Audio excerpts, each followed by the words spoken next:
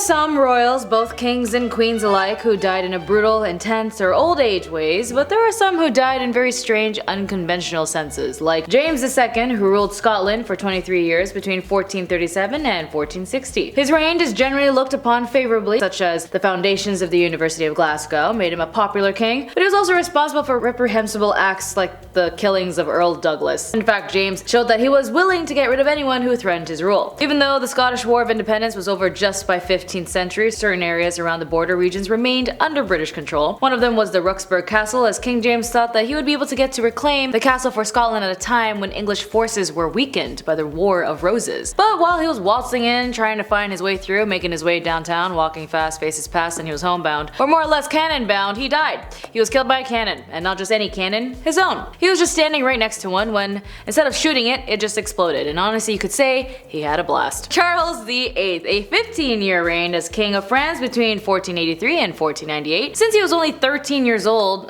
which was pretty still inexperienced and a child after all, why would you give a 13-year-old the responsibility to rule an entire nation? So this young baby boy was off to do the civil duties of a king, except no, he was literally just a prepubescent adolescent who just wanted to play Fortnite and learn how to make NFTs. To strengthen his position, he made numerous concessions to the various monarchies surrounding his kingdom, which did help improve the relationship between France and the Italian regions. But then one day, while he was trying to actually withhold some responsibilities, he decided to hang out and play a game of tennis. Now, tennis is a pretty old game in itself, and it's actually often played by the royals in France. Except this game was proven fatal when he just walked into a low doorway and stuck his head against the door. Yes, that's how he died. He wasn't playing tennis, nor did he get hit by a tennis ball. He was on his way to a game when he smacked his head against the door, and then falling into a coma and then dying a few hours later. For Charles VIII, it's sad to say that he didn't see it coming. As for Sisi, also known as Elisabeth, she was able to at least enjoy the longest reign in Austrian history. As the wife of Emperor Franz Joseph I, Elisabeth held the position of Empress of Austria and Queen of Hungary for 44 years.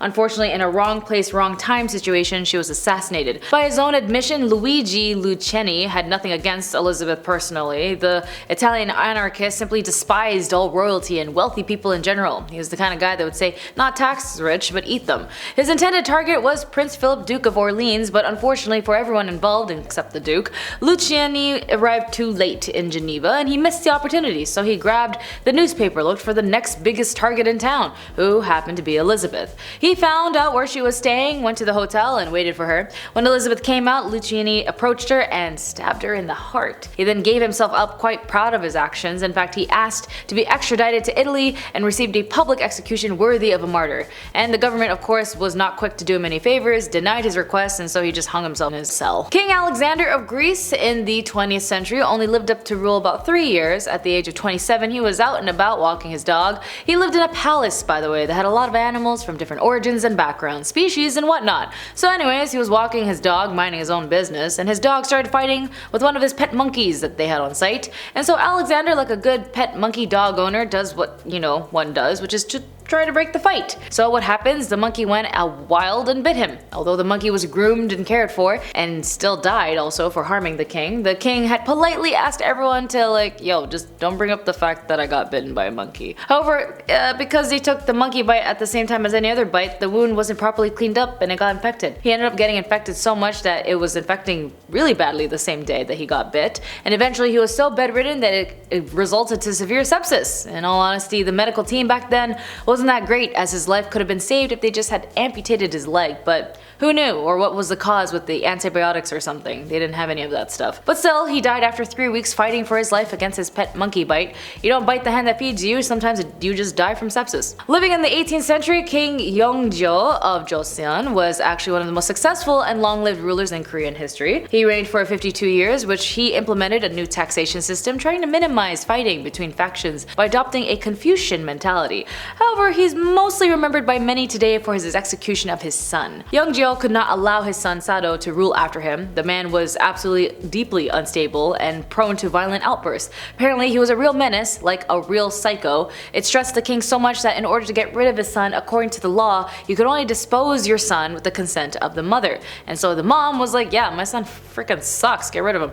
So the king ordered his son to be locked inside of a heavy chest used for storing rice, and after 8 days, they found the son suffocated in rice. Ludwig was also known as originally as the Mad King, but he didn't really deserve of the monk here. He really did was, all he really did was ignore politics in favor of the arts. He cared little about ruling. When the kingdom was being subjugated by Prussia, he didn't do anything. In fact, his priority was building incredibly lavish castles where his favorite composers could perform. His favorite, especially he was fond of Richard Wagner. Me personally, I like Vivaldi, and Midori Goto is my favorite violinist, so I kinda get him. But Ludwig had a thing for money, and like all rulers, he just kept buying things. Properties, buildings, to the point where whenever they, the banks kept threatening to take his stuff away, he just ignored them, like the IRS, hoping that they'd go away. He was causing a lot of issues financially for the country and his people and his administration. It wasn't until one day he was taking a walk with his physician, who also declared him as insane. Ludwig just died. In fact, both of them were found dead. The king's death was ruled that he just took his own life, and the official story stating that he killed the doctor and drowned himself afterwards. However, almost immediately, talks of conspiracies appeared. Of course, modern professionals agree with the initial autopsy, which was rushed and very sloppy.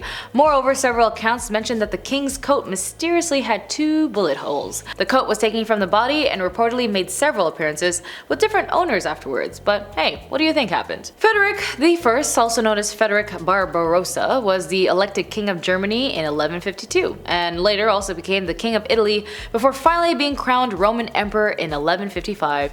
He had a 35-year reign as emperor, most notable in his participation in the Crusades. During the Third Crusade to the Holy Land in 1190, Frederick made his demise as Frederick was leading his German troops into Turkey to face Saladin. The Sultan was already rallying forces from other Muslim leaders in anticipation of the encounter. Frederick would never reach Saladin. He foolishly perished in a river. His army reached the Göksu River in Turkey, and which back then was also known as Salef. His advisors recommended that they find a bridge to cross the turbulent water, but Frederick, nah, he felt the river was not that bad and he could cross on horseback. Keen to prove himself right, the king was the first to plunge into the river, but him and his horse could not handle the currents, and so the king was not only just not strong enough to swim because he was wearing heavy armor, so both of his horse and himself died. So you could say he was horsing around too much. I'm sorry. Frederick was the son of George II and the father of George III. Both his father and his son got to rule the United Kingdom as king, but Frederick never really got the chance because he died before his father. This certainly didn't bother King George II or his wife, who absolutely could not stand their eldest son. Queen Caroline on her deathbed even reported of saying, "At least I had one comfort thing in my eyes, which is like I don't have to see that monster again." Which, damn, mom. Anyways, he wasn't involved in any politics. Frederick had time to dictate himself to other passions such as sports, especially cricket. When he was a massive fan of hitting the stick on a ball is what he caused him to die. Frederick died in 1751 out of a burst of abscesses, something like that. That word, yeah. Age 44, he died of that. Reports mention that abscesses was caused by a cricket ball that hit the prince during a game. And for some reason, royal people that get hurt back then, they didn't check anything. So to anyone who doesn't know what this is, this word, thank you, is a pocket of pus, and it can form almost anywhere on your body. And if you get an infection, your body's immune system kicks into action trying to fight it. White blood cells travel to the infected area and build within the damaged tissues, but unfortunately for him, they didn't seem to work that day. Speaking of Frederick and his mean mom, his mother Queen Caroline also had a weird death. In her final years, the queen became quite a corpulent woman. She suffered from gout, so severe that she was usually carried out of the palace in a decorated wheelchair. She also developed medical problems after the birth of her youngest son, and the cause of her suffering was a strangulated hernia. Ugh.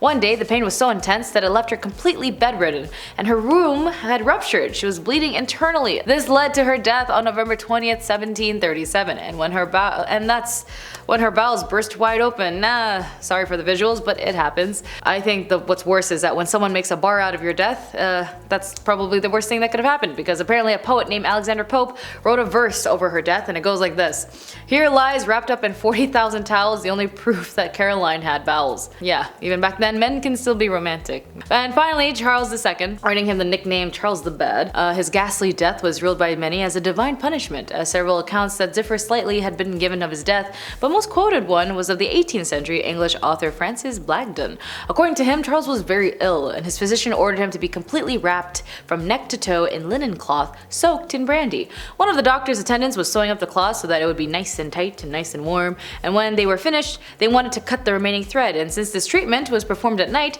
she didn't want to use scissors in case she cut the king, so instead she decided to burn off the thread with a candle. And so the linen, being completely soaked in brandy, when the lit wick came close, the king went up in flames, and so you could say he was really feeling the burn, which, like most of these royals, dealt as shown in history. And speaking of history, that's all for today. Be sure to like and subscribe. I'll see you in the next one. My name is Jess, and I wish you all the best. Bye!